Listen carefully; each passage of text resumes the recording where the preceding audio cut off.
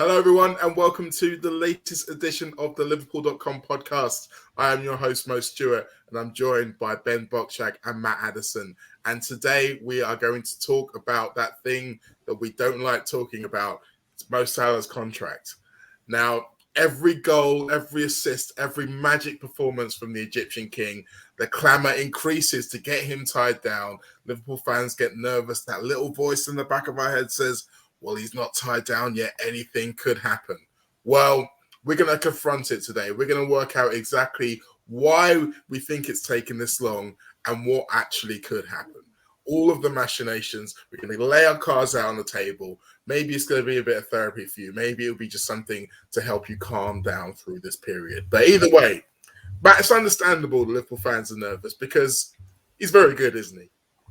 He certainly is, yeah, the best player in the world, without a doubt, I think, at this moment in time. And the longer it goes on, the more people will get nervous. I think, for me, the thing that gives me hope, and I'm fairly confident that it will still, happen and he will still be tied down, is two things, really. I think it would be stupid of Liverpool not to do it, but also he clearly wants to stay. He said it enough times, and I think when those two things are the case, you think a compromise can be found. And I know we're kind of going into details in terms of what might be happening and what might have delayed it and all the rest of it. We don't know for sure exactly what the demands are, but you'd think that if, for example, it was to come down to the finances and the money, if he's that desperate to stay, at some point a compromise will be found. And I think it's going to be a really crucial 6 months. I think you'd be worried if he got to the end of this season and it still hadn't been done, because there's not too many contracts that get signed within the last 12 months of the deals. But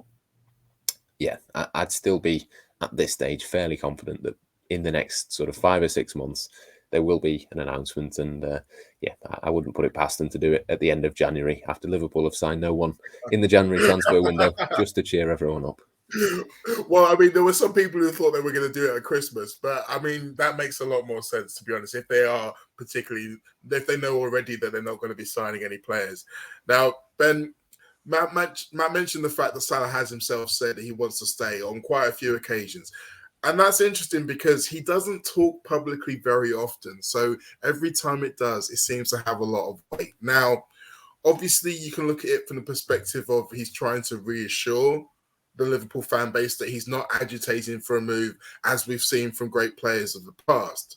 But he's also playing the game a little bit here, isn't he? Because he is putting pressure on the FSG, because were they to let an elite talent like him slip through their fingers, the blame is only getting pointed in one direction, isn't it? I mean, he's in a luxury position, I think, in the sense that he knows he is the best player in the world. He knows Liverpool will not be able to find anyone better in the market. And I mean, fair enough to him. As the best player in the world, he should be played accordingly. And you can't really blame him for putting FSG in that situation, because he's completely entitled to ask for whatever he wants. He deserves it, but especially after this season. You can't argue with it. No, I mean, it's become a bit of a cliche in some American sports where they talk about people having a contract season where the last year of their deal before they have to decide what the salary is going to be, they suddenly become a great player. Now, I think Mo was already a great player, to be perfectly honest. It's almost as if he's found this extra level that no one really knew about. And I'm not sure it's down to the contracts. I put it down to as much as the disappointment from last season as anything else. But we can only speculate with the numbers, Matt, but let's speculate with the numbers. Now, the reports that have been out have suggested that he's looking for anywhere up to £500,000 a week, which, to put it into perspective, that's more than twice the players currently at the top of Liverpool's wage structure, which are Virgil van Dijk and Thiago, and 150% increase on what he's on at the moment. Now, 150% is a big jump. Now, that maybe says the fact that Liverpool maybe had him cheap earlier, but it's still a big jump. And considering that Liverpool's contracts tend to be weighted heavily more towards bonuses as opposed to having some kind of basic, is this the area where maybe there might be some pushback from FSG, where there might have to be some kind of compromise from what them, or maybe even think about the unthinkable? Yeah, I think, as I understand it, a lot of the contracts at Liverpool are heavily incentivized. So it's limiting that risk, isn't it? I think if you were to offer Mohamed Salah 400,000 or 500,000, I think a vast majority of that would have to kind of come in installments in terms of if Liverpool win X, Y, and Z, then he gets certain bits of money. And I think he will look at it and think that is what he is deserving of. As Ben says, he's the best player in the world, but I think he'll always back himself to get that as well. I think if there was a clause, for example, to say that if he wins the Golden Boot, then he gets an extra bit of money, I think he'd basically just accept that and say, yeah, I probably will win it. So yeah, that'll do.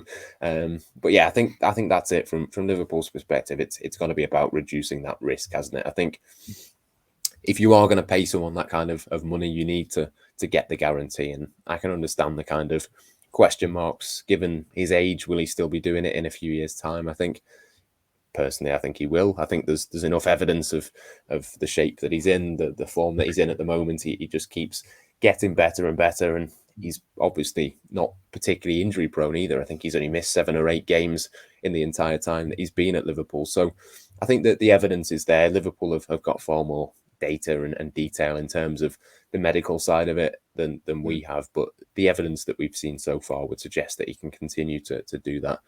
The other thing that I think comes into it as well, though, is, like you say, the people at the top of those sort of earnings around 200,000. Virgil van Dijk, Thiago, Jordan Henderson's just below that, I think. You look at all of those players and think, what would the knock-on effect be? I don't think the knock-on effect would be with those players. I think if you asked Virgil van Dijk, would he rather earn the same as Mohamed Salah and Salah leaves in the summer, or would he rather earn a bit less and Liverpool get to keep him? I think he'd probably say, Liverpool can keep Mohamed Salah and it doesn't particularly matter. But I do think that the knock-on effect could be interesting more in terms of possible signings for the future. I think if you were to bring in a player like a Thiago, for example, who is a little bit more established, possibly from the outside, they might look at it and think, well, Salah's on this much. Why is everyone else so low? Where do I kind of fit in? So I think that might be more the complication, but still, I'd still be thinking, just get Salah and worry about that later.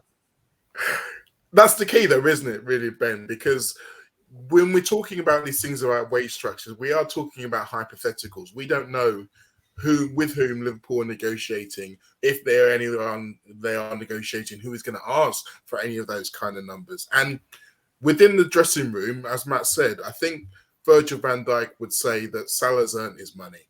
And the interesting thing for me about that whole kind of bonus versus basic argument is that if you're challenging Salah, saying you believe you're a £500,000 a week guy, go and win the Golden Boot, go and win us the league, and you'll get it. And he has the belief in his teammates to look around and say, you know what, I'm going to get it. Absolutely. And I think recently, I don't know how reliable the reports were, but it was interesting that I think Salah kind of used that as a rebuttal in negotiations. Sky Germany reported that he supposedly asked Liverpool to sign a number 9 and stuff. So if anything, Salah can use those negotiations as sort of a way to get Liverpool to be even more competitive in the market and to show their ambitions, because at the end of the day, he is a player who is going to be turning 30 next year, and he will want to win those trophies and he will want to compete at the highest level. So Liverpool, it's not just Salah who needs to show ambition, it's Liverpool as well. They need to show ambition, and they need to show him that, we can win titles, we can win the Champions League, and we can compete with the likes of Manchester City and Chelsea and be there at the top. I think when you're trying to exist at the elite level of football, though, Ben, having to pay out big money for big players, it becomes just a part of life, so part of doing business. And obviously we've seen FSG try to strive for as long as possible to do things differently, to think about superstars or to build superstars rather than buy superstars. But is it feasible for that to be the plan forever? Can we never see that break? And if the rumours are that Haaland is on Liverpool's radar, he's going to be looking for money exactly the same as that. Surely it's as easy or easier to pay Salah, who has up to that point earn that money in a Liverpool shirt compared to, as Matt mentioned, the younger player who maybe hasn't had that gravitas yet, particularly within a dressing room like Liverpool's. No, absolutely. And I think it doesn't even have to be a younger player. You see Eden Hazard, who was talked about as world class, one of the best players in the world when he went to Real Madrid. He went to a new system and he's struggled. It's been a horrendous transfer. And you don't know if Liverpool are going to let Salah go. You don't know if that's going to happen with Mbappe or Haaland. It does take time to adjust to a new system and a new style, a new league as well. Another recent example is Jadon Sancho, of course, at Manchester United. He's struggled to adjust as well. So it's always a risk. Whereas you have Salah, who you know he's going to get you goals. You know he fits into the system. He knows the system and everything. So it's a no-brainer, in my opinion, to give him that contract. You make a good point, actually. If you're thinking about the blockbuster, super-duper transfers at the very top of football in recent times, I'd say Mbappe to PSG is the only one that's been an unqualified success from the jump. I'd say Neymar, he has probably grown into it. They would say they're probably happier that they bought him than not, Matt. But this is something else to consider, isn't it? It's like, I mean, we talk about the grass is not always greener, but when you are making these kind of multi-million-pound decisions, you really have to think about these things. Yeah, you do. I think there's enough evidence though that Liverpool could get that right. I think that wouldn't necessarily be a concern. I think it's something that if you are looking at the past, you look at Virgil van Dijk, you look at Addison, they've spent that money because they were absolute nailed on certainties to come into the team and improve it. And I think they've surpassed expectations even, but Liverpool knew that they were getting value for money within those players. And to be honest, I put Jadon Sancho in the same category, to be honest. I think if he came into Liverpool rather than Manchester United, it could have been a very different transfer. It could have gone very differently for him with proper coaching set up and a proper system around him. I think he would have looked completely different. So I think it's one of those where it is difficult. It's something that you've got to weigh up. But I think just more for me in terms of the transfer risk and that kind of thing, you just look at it and think, well, if it is sort of 400,000 a week, I can't do the maths quickly enough, but it's about 85 million. I think that the investment over sort of 4 or 5 years of a contract for Salah, you can't buy anyone for that that's as good as Mohamed Salah. And mathematically, fundamentally, that is it for me. That's the equation you've got to do is it cheaper to sign him up or is it cheaper to sign a replacement that's not as good? Well, yeah, I think that the I'm not answer even is sure that money simple. gets to his left foot, let alone the rest of it. Yeah, I mean, exactly. You mentioned Jadon Sancho there, and penny for your thoughts, Jadon, if you're watching. But the people who he would have been fighting for in the place in the side, maybe not necessarily Mohamed Salah, it's his two partners in the front three, Bobby and Sadio. Now, they are also in a similar position contract-wise in terms of theirs also runs out in the summer of 2023, which means that at the end of this season, they would have 1 year left. Matt, I'll come to you on this first. To what extent do you think they are tied into these considerations with Salah? I think particularly about Sadio Mane, because there might be a situation where he and his agent see him and his true value one place, and his value on the market may well be a little bit different. And it's not to say that he believes he is as good as Salah, but he may think he's closer than a lot of other people do. And that could be a real problem. Yeah, and it's not that long ago that we were talking and having podcasts and conversations about, is Sadio Mane better now than Mohamed Salah? Has he surpassed him? Is he better than him? I think the answer definitely now is obviously no, because of what Salah has done and taken his game to a new level. And maybe Sadio Mane is starting to slow down a little bit. I think we've seen a bit of a change in terms of the way that he plays now. He's not quite as explosive. He's got to be a little bit cleverer in terms of the way that he does that. But I think he's successfully done that. I think the sort of volume of goals that he's got this season, again, distorted by Mohamed Salah, it's probably a lot better than what it looks just on paper, because he's miles behind Mohamed Salah, but so is everyone else. So yeah, I think it's going to be a really interesting one to see what they do with all three of those players. I think obviously Salah is one that you'd think is a no-brainer, but I think the other two, there is a bit of a question mark. I think there is a question in terms of, could there be a refresh? Is it better to cash in on one of them whilst they're still at the kind of age that somebody might come in and buy them. But again, I mean, it's similar to Salah. You look at who would buy these players. I'm not sure there's necessarily a market for someone like Sadio Mane. I think possibly someone like a Barcelona could have been interested in the past, but it's not really viable anymore. They might not be in the Champions League. Real Madrid, again, they've been linked. Zinedine Zidane is a huge fan of him, but obviously he isn't there anymore. And also they're going to try and get Kylian Mbappe and Erling Haaland. So I just wonder if the market maybe isn't there for these players now. And I think that plays into Liverpool's hands. Obviously, there's always going to be a market for Mohamed Salah because he's Mohamed Salah, the best player in the world. But I think whilst you could maybe see someone like PSG deciding that Salah was one that they had to go for if the opportunity came up, I'm not sure. Certainly with Firmino, I don't think that's the case. But even with Sadio Mane now, I'm not quite convinced that there'd be a long line waiting to snap him up if the opportunity arose. It's interesting though, because I think the circumstances around the big clubs financially plays as much a part of that as his individual form, Ben. Because as Matt mentioned, I think we've kind of overlooked how much better Mane's numbers are this season compared to last season. Now, obviously, within the games, as Matt mentioned, he's doing things differently. He's still not pin sharp. He's still not perfect, but he's effective. And he's more effective than nearly every other forward in the league. So we might sit here and say, we don't think that anyone else is going to come in for him. They might surprise us.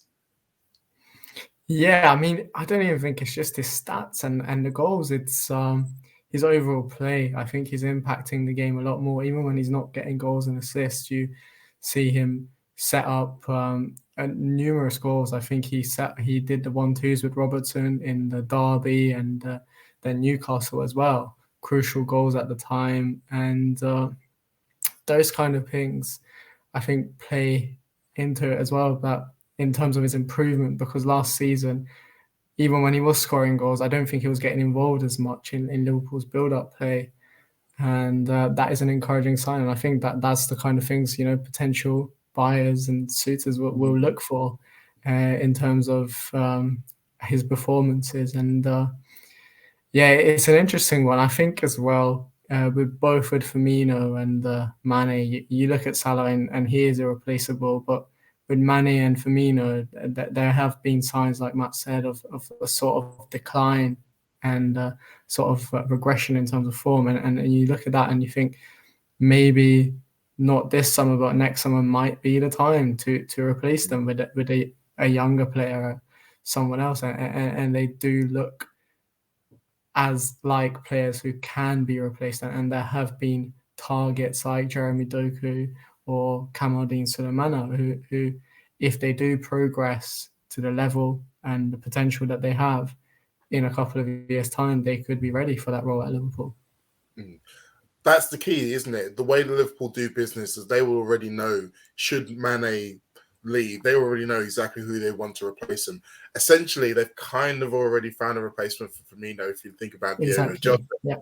And so then the situation with Firmino becomes a little bit more interesting because you're asking him to be a backup, a veteran role, and he may want to do more, he may not. But I think we could get into a situation with Firmino where we can kind of milner him, just basically keep offering him 1-year deals. And then at some point in the future, he'll go, okay, I'm going back to Brazil. And we'll go, fair enough, Bobby. Thanks for everything. Now, going back to Salah, Matt, there are some other considerations about this, aside from just the pure finances. As much as we've heard Mohamed Salah talk about how much he wants to stay, something else we've heard him talk about is missing out on the captaincy on a few times. And in the interview with Marco as well, it was mentioned that he wanted to feel loved and appreciated by the club. Now, some people see that as being, say, well, you show your love and appreciation by how much money you're willing to pay me. But I don't think it's just it for Salah. I think he wants to feel like he is an important part of this era of the club. And I mean, I don't know what more we as fans can do to make him more important. I don't know, maybe a fifth song, but what do you think he means when he says that? It's hard, isn't it? It's hard to know exactly what he means. I think the captaincy thing is interesting. I think we've seen little bits and we've heard little bits coming out of the club in terms of that kind of leadership. I I think that the thing, it was only a small thing with Harvey Elliott in the summer where he said, there were certain things that he shouldn't be eating and things like that. I think that kind of thing automatically has elevated him a little bit. Obviously, Gini Wijnaldum has moved on, was part of that leadership group. Mohamed Salah has naturally stepped up in terms of that kind of thing. I think, I don't know, it's one of those. I think, like you say, Liverpool fans can't do any more. The club, the only thing they can do is get that contract offer right. There's not really anything that you can give him that he doesn't already have. I think in terms of the adulation, the love and the appreciation that he's got. I mean, if he doesn't think he's getting enough of that at Liverpool, I mean, he's not going to get that anywhere else to anywhere near the same level. If you go to PSG, I think Neymar has probably found that. Kylian Mbappe maybe would probably quite like it a little bit more of the limelight. Lionel Messi as well, even as maybe not had certainly not had the same level of adulation that he would have had at Barcelona. So yeah, I think for me, I think that was maybe not a distraction, but almost just, it was a part of that interview process. It was a part of maybe that leverage of trying to put a little bit of pressure on Liverpool. I don't think realistically he can expect any more from the club in terms of that kind of thing. And to be honest, I don't think he does. I think it will come down to the money, but he obviously can't just say, yeah, I'd quite like 400,000 or 500,000 a week. There's got to be other reasons that he kind of factors into it as well. So you think the whole captaincy thing is just a smokescreen, really? It's just essentially, it's like, I want the armband because they're going to stuff a few 50s in it. I think naturally he's going to become more and more of a leader, isn't he? Naturally, that is going to happen anyway. I don't think that's something that will come into the contract. Is all I mean. I mean, just it's going to happen, isn't it? When you're a player of that level, you naturally lead by example anyway. So it's not something he needs to worry about. I think one thing I'd say as well, like, you don't really see a lot of wingers who are captains anyway.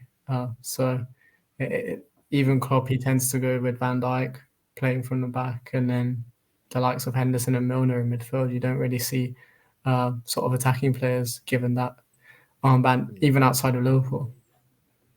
No, this is true. And there's a certain fellow at right back who's also got designs on it long term. So I think it might be one of those things where, as a group, they become. We've kind of almost pioneered this idea of the leadership group within this country. I know it's familiar in European football, but for English teams, it's very much been the one totem, the leader who's out there like leading the team into battle. Whereas Liverpool really do it by committee. When you can have someone who's a strong leader as Virgil van Dijk, and then you have James Milner, but then everybody also knows that Jordan Henderson, when he's there as the leader, and there doesn't seem to be any kind of jealousy or anything like that within it. I think that's a really good structure to build on. And going back into what I was saying about Mohamed Salah, Matt, you mentioned the fact that he's been kind of mentoring Harvey Elliott.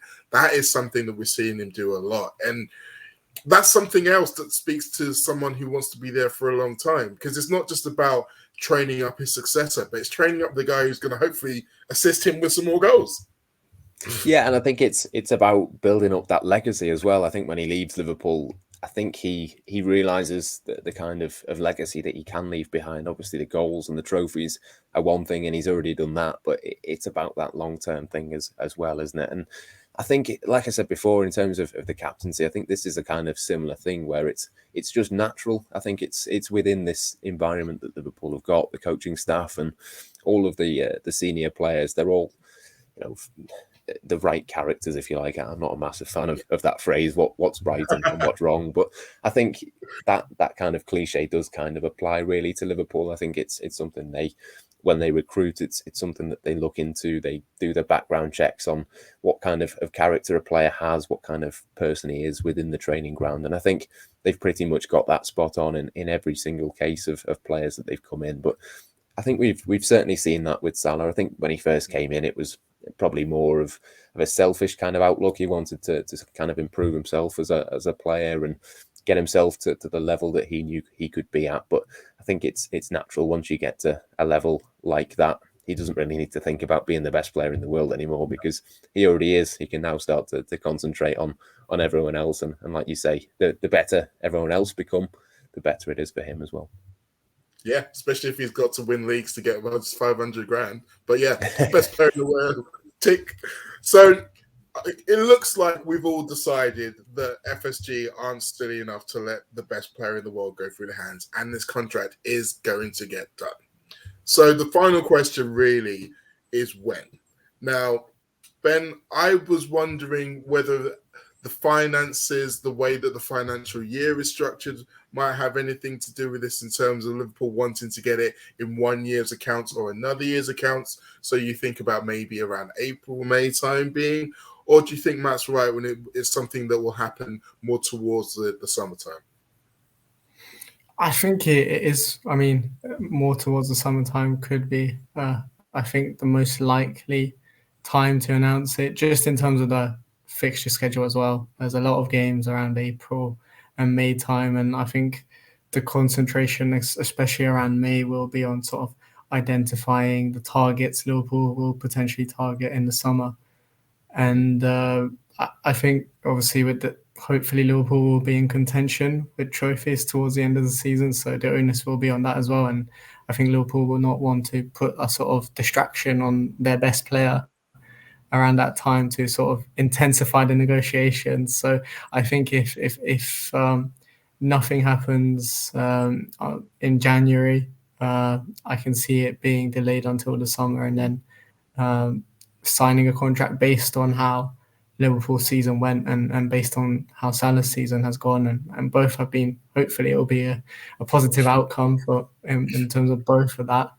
And yeah, I think that's the likelihood that I like Matt said, if it doesn't get done in the summer, I would start to worry then, because 12 months left on his contract. That means in January he could be free to negotiate on a free contract in 2023, and that is that would be a worrying time for Liverpool supporters around the world. And as we've seen with Kylian Mbappe, even the best teams are sometimes not willing to pay the big money when they think they can get him for free in a year's time.